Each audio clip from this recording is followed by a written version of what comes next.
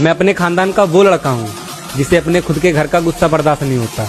और तुम्हें क्या लगता है तुम्हारा बर्दाश्त कर लूंगा?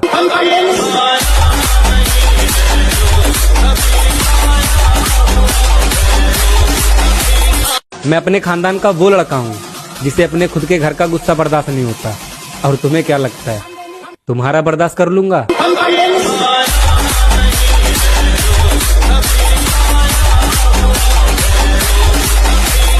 मैं अपने खानदान का वो लड़का हूँ जिसे अपने खुद के घर का गुस्सा बर्दाश्त नहीं होता। और तुम्हें क्या लगता है तुम्हारा बर्दाश्त कर लूंगा?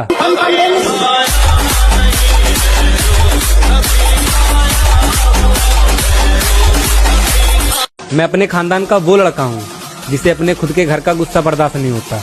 और तुम्हें क्या लगता है तुम्हारा बर्दाश्त कर लूंगा?